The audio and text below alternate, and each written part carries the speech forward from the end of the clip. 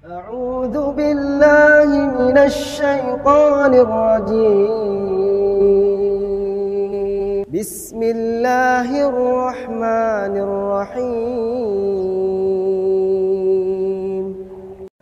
Semoga sehat-sehat di sana, dan karena dalam kondisi wabah seperti ini atau pandemi seperti ini dan banyak sekali pembatasan-pembatasan, ya akhirnya yang biasanya ngabuburit nggak bisa ngabuburit, yang biasanya buka bersama nggak bisa buka bersama, yang biasanya beli gorengan nggak ada gorengan yang jualan, katanya sih begitu ya. Semoga kayaknya sih begitu, udah banyak yang senyum-senyum nih kayaknya. Masya Allah ya. Dan semoga sudah banyak juga yang berkurang berat badannya dengan Ramadan ini, atau justru malah makin bertambah, saya nggak tahu ya, tapi kabarnya banyak yang makin bertambah. Alhamdulillah ala kulli hal ya, karena memang nggak berubah. Jadi ternyata wabah, saya ngelihat gitu kan, wabah atau pandemi seperti ini tidak menyebabkan orang beralih juga ke hal-hal yang sifatnya lebih sehat, kita tetap aja sama kayak biasa gitu ya. Nggak tahu sekarang sudah ada belum gorengan online gitu ya, jadi beli gorengan online, beli apa online gitu kan, wallahu alam bishawab ya. Baik teman-teman sekalian, ada satu hal yang menarik sebenarnya. Jadi kalau sebenarnya kita bicara kesehatan dalam Islam ya, sebenarnya itu hal kesehatan itu simple sebenarnya, asal kita memberikan hak tubuh kita gitu loh kepada dengan apa yang Allah ciptakan. Hak tubuh kita tuh seperti apa sih gitu kan? Contoh mungkin seperti dia istirahat. Istirahat itu salah satu hak tubuh ya. Jadi kalau dulu ya zaman, mungkin ada yang pernah ikut seminar motivasi atau motivator apalah gitu kan, itu katanya orang sukses itu tidurnya sedikit. Kalau saya mah keliru, orang sukses itu tidurnya seperti tidurnya Nabi. Nggak ada ceritanya orang sukses itu tidurnya sedikit. Ya, Nabi tidurnya kapan? Ba'da Isya Nabi tidur, nanti malam bangun, kan gitu. Seperti itu tidurnya, bukan gaya-gaya orang barat, semua diikutin. Apalagi ada kata-kata yang sekarang, dulu saya sempat memahami kata-kata ini teman-teman sekalian. Saya pikir ini benar. Ya, kata-kata itu bunyinya gini, hasil tidak akan mengkhianati proses. Ini kata-kata paling bodoh, saya bilang. Kenapa paling bodoh? Karena ada orang berusaha luar biasa, kerja pagi, siang, malam gitu kan. Tapi segitu-gitu aja rezekinya, nggak ada bertambah-bertambahnya. Tapi ada orang yang subhanallah, kerjanya nggak banyak gitu kan. Dia banyak ibadah, banyak bantu orang, banyak berbuat baik ya. Dan kerjanya pun situ nggak terlalu ngoyo-ngoyo, tapi Allah kasih rezekinya luar biasa gitu kan. Karena urusan rezeki itu kan urusan output, itu urusannya Allah. Ya, ini yang harus mungkin kalau saya bilang direvisi gitu kan. Nah, makanya dalam Islam itu pedoman-pedoman ya seperti itu, atau mungkin kesehatan sudah sangat jelas. Jadi kalau kita lihat keseharian Nabi alaihissalatu wassalam itu luar biasa sekalian. Ada jadwal tidur, ada jadwal makan, ada jadwal ketemu istri, ada jadwal sholatnya, ada jadwal katakanlah mengurus urusan umat, semua komplit jadwalnya. Tinggal ya, fattabi'uni kata Rasulullah, kata Allah dalam Al-Quran, fattabi'uni, ikutin Rasul itu. Yuhibbukumullah wa yaghfir lakum dzunubakum wallahu ghafurur rahim. Contoh mungkin jam segini, jam berapa? Jam setengah satu. Jam setengah satu dalam Islam itu kan disunahkan untuk tidur siang. Tapi sekarang jangan tidur dulu, kan ada ceramah. Ya, tidurnya nanti aja. Ceramah sebentar, nanti sebelum asar kita tidur. Nanti ba'da asar dilarang tidur. Ba'da maghrib dilarang tidur. Tidur yang paling buruk tuh, pertama tidur ba'da maghrib. Tidur ba'da asar. Ya, kemudian tidur ba'da subuh. Kalau tidak ada uzur sama sekali, jangan tidur. Ya, jadi kalau kayak sekarang, mudah-mudahan nanti nggak ada yang bertanya, bagaimana pola tidur yang baik selama Ramadan? Ini pertanyaan paling konyol yang saya dapatin. Kenapa konyol? Karena Ramadan itu saatnya berlelah-lelah untuk Allah gitu loh.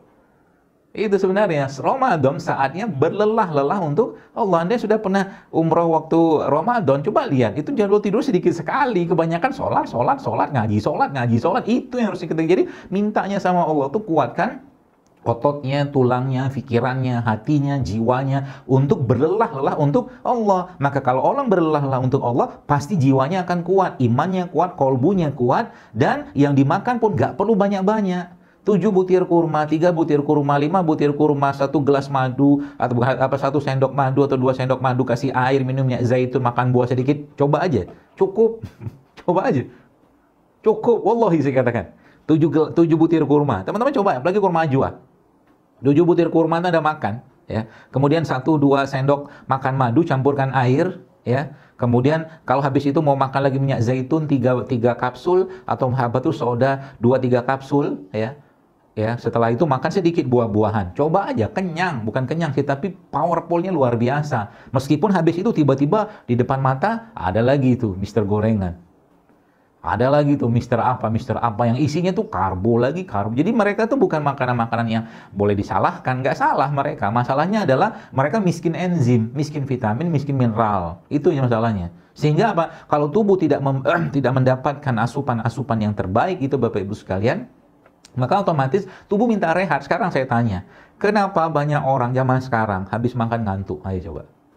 Anda bisa jawab nggak? Kalau bisa jawab, saya kasih hadiah. Hadiahnya kita doakan. Semoga diberikan rezeki yang berlimpah. Coba, udahlah, kelamaan. Jawabnya kelamaan. Keburu habis nih 1 jam doang malah. Jadi Bapak sekalian, subhanallah ya. Jadi kenapa orang habis tidur ngantuk? Logikanya begini. Ini ada makanan. Tubuh kita itu kan kayak mobil, kayak mesin gitu kan. Dia butuh bahan bakar. Ketika bahan bakarnya kurang dalam bentuk Allah memberi sinyal lapar gitu kan. Subhanallah ya. Kemudian kita makan. Ibarat kata mobil lagi kosong. Bahan bakar lagi kurang gitu kan. Diisi bahan bakar. Tiba-tiba mau di starter ngadat. Gitu loh. Ngadat mobilnya. Atau nggak bisa jalan. Jadi habis makan kok tiba-tiba lemes, kok tiba-tiba ngantuk, kok tiba-tiba nggak bergairah. Ya, kenapa kayak begini? Karena bisa jadi bahan bakarnya keliru. Harusnya yang dimasukkan pertama, ini dimasukkan minyak tanah. Gitu. Harusnya yang dimasukkan katakanlah premium, dia dimasukkan solar. Ya nggak nyambung. Nah itu nanti kita akan bahas. Ya, kita akan bahas dan insya Allah kalau teman-teman ikutin pola-pola saya ini, ya mungkin bagi para apa tuh namanya gemukar-gemukar gitu kan, gemukar yang obesitas maksudnya. Yaitu nanti yang mau turun berat badannya, ya atau mungkin yang mau berkurang nyeri-nyeri lututnya, atau mungkin yang brain fog itu apa ya? Brain fog itu kalau bahasa kita mah otaknya berkabut.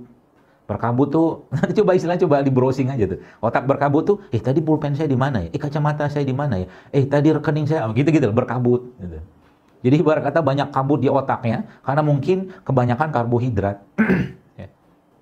Gitu Pak Bu. Ya, Masya Allah ya. Jadi kalau kita paham kayak begini, nanti ngobatinnya gampang. Apalagi kalau yang Ramadan ya Bapak sekalian, kalau dijadikan betul-betul bulan detoksifikasi, subhanallah, Masya Allah. Yang terjadi itu, Allahu Akbar. Tubuh kita itu kayak Anda, laptop tuh lagi hang, Anda pencet, gitu ya.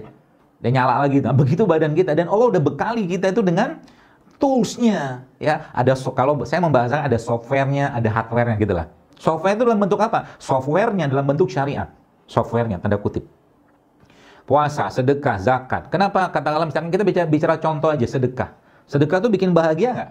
Jawabannya pasti iya. Dan sedekah itu maksudnya bagaimana bisa bikin bahagia? Kalau orang itu bahagia aja lagi nggak? Karena manusia itu makhluk hormon ya. Nanti kita akan bahas yang hardware-nya. Manusia itu makhluk hormon, teman-teman sekalian. Maka ketika melihat orang lain sesuatu dengan panca inderanya, dia sedikit banyak pasti akan terpengaruh. Anda salaman sama, kenapa kita disuruh, kalau ketemu sama saudara kita sama muslim gitu kan, disuruh salaman, memberi senyum yang terbaik, wajah yang sumringah, semangat, kan begitu. Karena nular, semangat itu nular gitu loh. Nah begitu, karena hormon itu nular gitu kan. Nah sama juga dengan ketika subhanallah seseorang itu memberikan sedekah. Sedekah itu kan sebenarnya sedekahnya itu, barang yang dikasih itu mungkin makanan atau uang, itu cuma simbolnya aja. Tapi isi dalam itu apa? Isinya itu cinta dan kasih sayang, itu kan hormon. Makanya kalau kita lihat para salafus saleh, orang-orang saleh zaman itu nggak masuk akal sedekah mereka karena terlalu besar cinta mereka dengan Allah. Dan kalau memberinya lebih besar, sekarang apa yang terjadi? Pasti yang diresponnya lebih besar, atau yang memberi respon itu pasti lebih besar. Contohnya begini. Cobalah beri. Sekarang kan subhanallah ya, kuasa Allah, semoga Allah mudahkan rezeki saudara-saudara kita yang saat ini sudah kesusahan gitu ya. Jadi kita lihat sekarang banyak yang sekarang susah pinggir jalan segala macam, terlepas itu benar atau tidak ya, atau kalau anggaplah benar. Anggaplah benar. Kasihlah mereka uang 5.000, 10.000 ya. Mungkin mereka katakan terima kasih Pak segala macam. Coba kasih dalam jumlah yang besar. 100.000, 200.000, 300, atau mungkin sejuta kasih sama dia. Mungkin bisa jadi orang itu berlinangan air mata. Karena dia sedang menerima cinta dari Anda. Dan cinta yang Anda atau kasih sayang Anda berikan kepada dia itu sebenarnya kasih sayang yang Allah tiupkan dalam hati Anda. Itu esensinya. Kalau udah bicara kasih sayang, cinta, Bapak sekalian, subhanallah, itu kan endorfin semua. Endorfin atau endogenous morfin tuh Bapak sekalian, Masya Allah, tabarakallah. Obat paling mutakhir untuk ngobatin banyak penyakit. Tensi bisa turun, kolesterol bisa turun. Modal itu doang. Dengan cara apa? Banyak berbagi, nolong orang.